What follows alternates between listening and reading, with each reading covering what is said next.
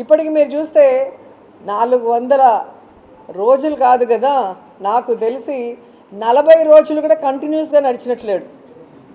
నిన్నేమో 200 రోజులు అన్నట్టుగా వాళ్ళు ఆ మీటింగ్లో అన్నారు.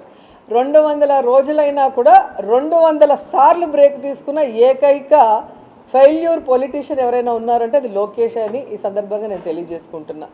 ఎందుకంటే ఆయన ఇక్కడ నడిచిన దానికన్నా హైదరాబాద్కి ఢిల్లీకి తిరిగిందే ఎక్కువగా కనిపిస్తుంది.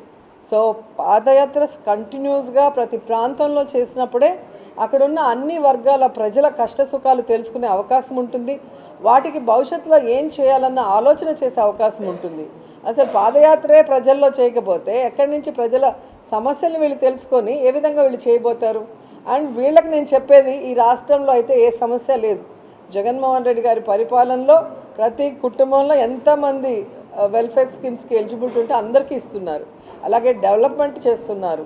విద్యా వైద్య రంగంలో ₹1 ఖర్చు లేకుండా అన్ని పిల్లలకి అందిస్తున్నారు. కాబట్టి మీరు ఇక్కడ నడవాల్సిన అవసరం లేదు. మీరు నాన్ లోకల్ పొలిటీషియన్స్ కాబట్టి మీరు నాన్ లోకల్ అయిన హైదరాబాద్లో పోయి కూర్చోండి అని కూడా చెప్తున్నాను. ఎందుకంటే రాబోయే ఎన్నికలు 4 కోట్ల లోకల్ ఓటర్స్కి 4 నాన్ లోకల్స్కి జరగబోతుంది 2024లో.